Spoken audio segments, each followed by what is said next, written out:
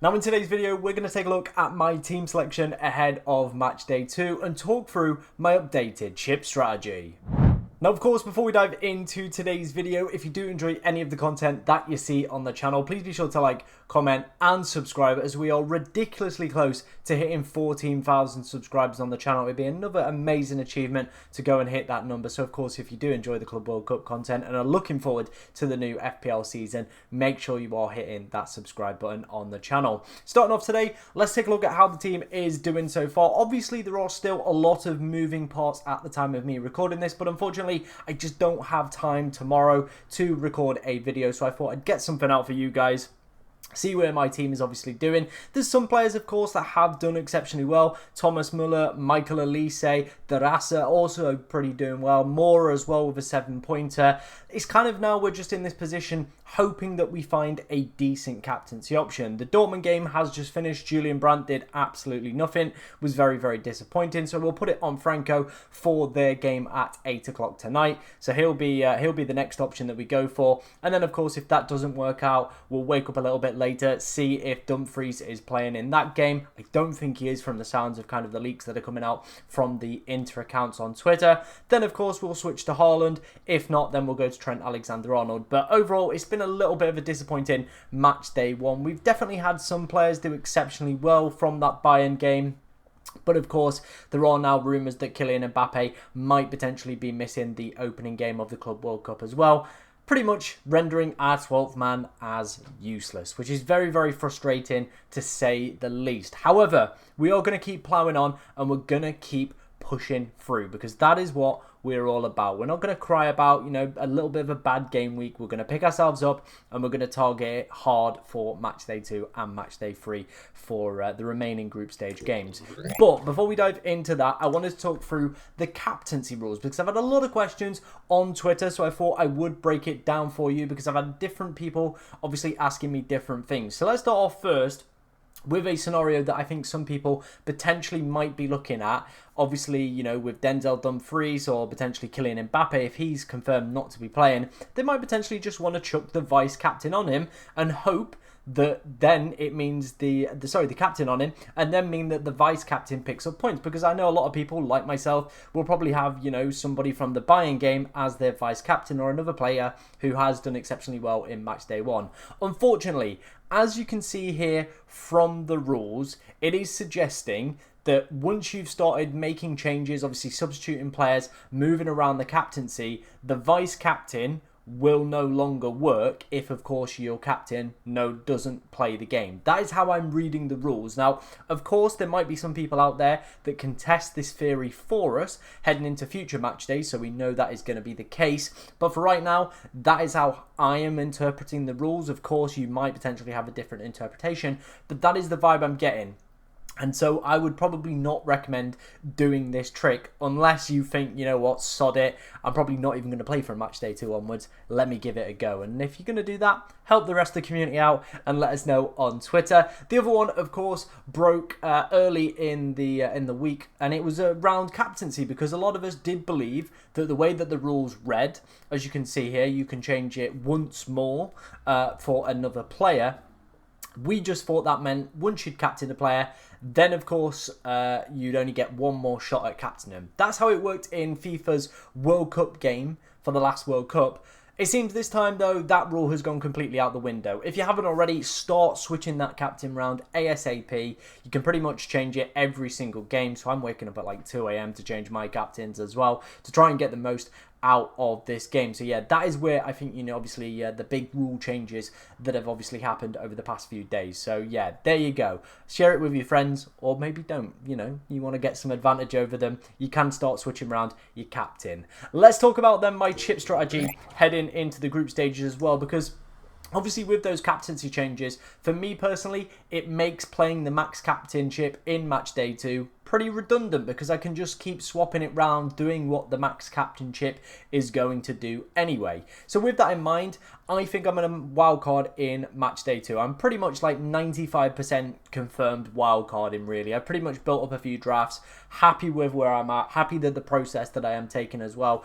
Reason for it, injuries, as you could see, Denzel Dumfries, obviously some of the players really disappointing that I were already going to take out because I was looking at a -9 originally in match day 2 anyway. So this pretty much just gives me that opportunity to reset the team, full squad refresh, target the favourable fixtures in match day 2 and load up on those key players with big upsides. Of course, we are talking about, you know, Benfica, PSG, these teams with absolutely cracking fixtures that I want to get my my hands on. In terms of the max captainship though, it is going to be using it in the semi-finals or the final. Like I said, in the group stages and early on in the tournament, we can now just keep manually changing it anyway, pretty much making this chip redundant for the early stages of the game. So it's best, in my opinion now, to be using this chip in the semis or the final because it's going to be a lot harder to predict who will be the highest scoring player out of those games. That's just going to be the way that we're going to play this now. I think personally I might go the semi-finals because, you know, you've got a kind of 2 matches to pick from there. Now I know you've obviously got 2 captaincy choices, but still I think there's probably a little bit more broader range than a final. And statistically speaking, finals are usually very close quartered, not too much kind of happening. So again, it's probably harder for it to decide. I don't know. I'm still undecided. Might be semi-finals, might be finals, but for me it completely rules it out as kind of like a group stage or an early knockout stage chip to be using. Obviously now that we can just switch around our captaincy willy-nilly wherever we want on whatever players. Before we head into the matchday 2 team selection then, let's take a look at the 11FI data. Of course, if you want to go and check this out for yourself, I will leave a link in the description. As you can see, heading into matchday 2, City have some decent fixtures. Real Madrid, again, their fixtures looking pretty good across the board. Chelsea's do take a little bit of a dip, and I wasn't overly impressed with their matchday 1 performance, sorry. Anyway, PSG, they had their most difficult game, and now they've got 2 really nice fixtures. There might be some rotation, though, heading into matchday 3. Dortmund with a really disappointing result in matchday 1. Now probably need to at least get a win within their next game and maybe something from the last game as well to confirm their status in the next round as well. So, you know, probably going to be worth looking at some Dortmund players. The standout fixture for the week from an attacking perspective is, of course, going to be Benfica. I think the betting odds are like 5 projected goals, which is absolutely ridiculous. We all saw what Bayern did to this Auckland side. Definitely want to be looking at Benfica. Atleti, after that really disappointing opening day as well, another team I would be looking to target in matchday 2 and 3 as well. And of course, with matchday 3, probably would be looking towards Boca Juniors as well. Like I said, Auckland, by and large, are just really far out of it. And Boca, with that point last night, definitely have an opportunity to progress to the latter stages of this competition. Obviously, they're going to need something on that final day, potentially, that could sway them. Maybe goal difference is going to come down to that second spot as well, with, of course, both Benfica and Boca still having to play Bayern Munich. So you do feel that potentially could come down to goal difference. And one of the main reasons that I may be suggesting to you guys, you look towards Benfica triple attack and Boca triple attack in matchday 2 and matchday 3. In terms of the clean sheet numbers then, let's take a look at some of these. Obviously, Benfica, again, going to be right up there. But like I just said, with goal difference maybe being a determining factor within this group, it could be worth that you actually just look towards the attackers, in my personal opinion. Dortmund as well, their numbers, obviously, they conceded quite a lot of opportunities today, but their numbers are looking a bit better. Obviously, they're going to need to probably get some points out of these games, so still going to be full strength at the back as well. Madrid, if obviously Trent Alexander-Arnold looks like a great option tomorrow evening, I definitely think he'll be another one as well that people are absolutely gagging to get in their teams as well for match day 2. That, of course, was the 11FI data. Like I said, if you want to go check it out for yourself, I will leave a link in the description. But let's move on to my team selection for match day 2. Okay, wasting no time, let's dive into this team selection. And as you can see, the wildcard is active with this team that I'm going to be showcasing to you guys. I will be live for the deadline between 1 and 3 o'clock BST, so that's British summertime for those that aren't aware. I think that is maybe like 12 o'clock or, yeah, 12 o'clock UTC. There you go. So if you know, work in different time zones, UTC is probably the best one to go for. But anyway, that's enough ramble. Let's dive into this team. Let's start off first with our goalkeepers. We've got Armani, who is going to be playing tonight. They've got a pretty decent fixture again in match day 2. Match day 3, a little bit more difficult, but at 4 million, I think he is absolutely cracking value. And then the other goalkeeper we've gone for is Weatherton. Did pretty decent in match day 1, as you can see here, 10 points. I'm going to be selecting with our defence, obviously a couple big boys that I think could do well from an attacking standpoint. But what I've seen from match day 1 is those players under that 5%. That scouting bonus is absolutely impressive and a game breaker for the cheaper defenders. And as you can see here with the fixture, sorry, they've got Al Ahly and then into Miami. They've got their hardest game, in my opinion, in Porto, out of the way. So I'm feeling pretty confident with this pick as well at 4.9 million. Like I said, under that 5% threshold is what I'm going to be looking for with some of these cheaper defenders. Let's move on then into the back line. Trent Alexander-Arnold. Now, I did say yesterday the highest scoring defender in FPL. I was actually wrong on that one. It was second by 4 points. Apparently, he's been working on corners. This one is just going to be a wait and see, though, how he looks under Xabi Alonso's system. Is he going to be really fluid? Is he going to be really attacking? If so, I definitely think he is going to be a player I really want to select within my side. Mora's in there as well. 13 goal involvements in 31 games for Porto this season. If you watch match day 1 as well, I think he was really, really impressive. There were quite a few of the Porto cheap boys that I know people were giving me a little bit of stick for on Twitter, but still, for the value that you're paying for them, I got 7 points from this guy. Again, probably got the hardest fixture out of the way. Very similar with Palmeiras, and now again, you look at some of the clean sheet numbers they are expecting heading into this game week. And again, I'm feeling pretty confident at 4.1 million. He could be another fantastic pickup. Next up is going to be Samuel Xavier. Obviously, has just finished up playing against Dortmund. He comes in at 4.2 million. And as you can see here, 0.3% selected. Look at the fixtures they've got. Ulsan HD, Mameloni Sundowns. Again, I'm looking for those under 5% defenders that could be the cheat code to, of course, getting me some more points across the line this kind of week. And I definitely think with these fixtures coming up in match day 2 and match day 3, 4.2 million seems like a little bit of a no-brainer to me as well. Same with Renan Lodi as well. 10 goal involvements in 24 games, 4.5 million. Again, another player that is under 5%, has that ability to, as well, to go and get an attacking returns. And Al Hilal's fixtures as well, once they get past Real Madrid. Salzburg, who've been very, very disappointing in the Austrian Bundesliga again this season. Pachuca, I'm not really sure how that game's going to go. Obviously, big support for them in this tournament, so maybe that's going to be quite a big deciding game. But again, better to have players in it who, of course, can get goal involvements and again have that opportunity to, of course, under 5% owned, go and do exceptionally well. Finishing up, it is going to be Hakimi. Those next 2 PSG fixtures we saw with the 11-5 data, the clean sheet numbers are looking really good, as are the projected goal numbers. Very unfortunate not to have come away with an attacking return in the game against Atleti as well. Put a fantastic ball across the face of the goal. 8 goals, 12 assists as well for him this season. 6.5 million. Like I said, we've gone for either side of this defence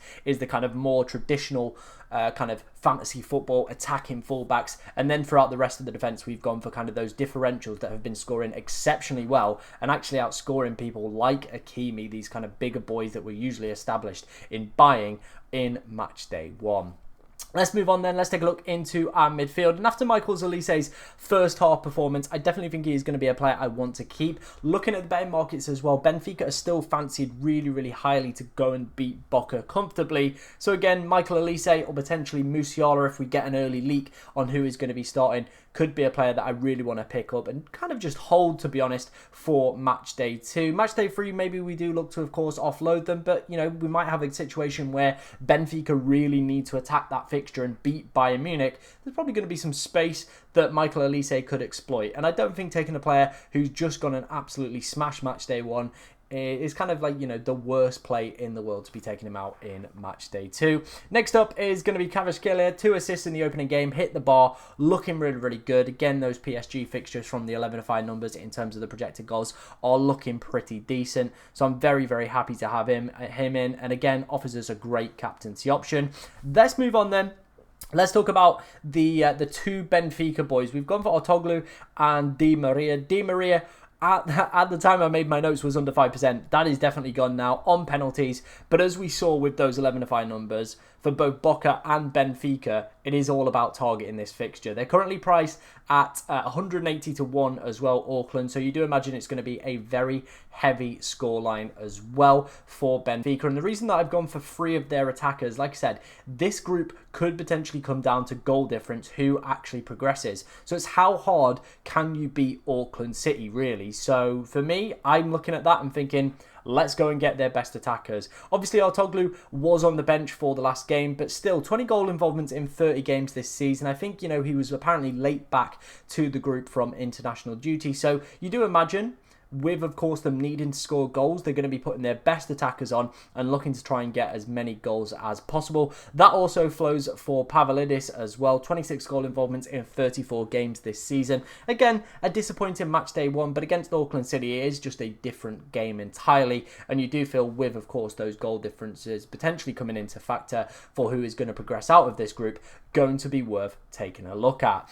Then we've got Guirassy. Now, I'm split between him or Julian Alvarez. After the result today for Borussia Dortmund, they are going to need to win probably at least their next game to give them a good shot of progressing throughout this group.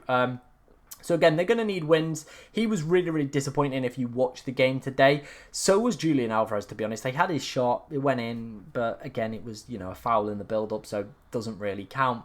But yeah, I'm a little bit split between the two of them. Probably going to be a coin flip on who I actually do decide going with there. But yeah, Guirassy really didn't look great today, so it didn't fill me with too much confidence. But you do feel, again, they've got their hardest fixture out of the way. They're going to be playing, some lesser opponents. We'll have to see how they got onto later tonight and maybe make my mind up on that one. Finally, it is going to be Erling Haaland. We saw with the 11-5 numbers and some of the betting numbers as well are suggesting that Manchester City probably going to have the second best projected goal numbers heading into match day 2. Again, this pick could become a different forward if Haaland and Manchester City do look a little bit rusty, but currently at the time of recording, Al Ahly are 40 to 1, which would be the second highest numbers for a team in match day 2, of course behind Auckland City, who are playing Benfica. But overall, that is my wildcard team. Of course, I'll be doing a few little tinkering bits as obviously more games do take place in match day 1. But if you want to see what my final wildcard team is going to be looking like for match day 2, make sure you hit and subscribe,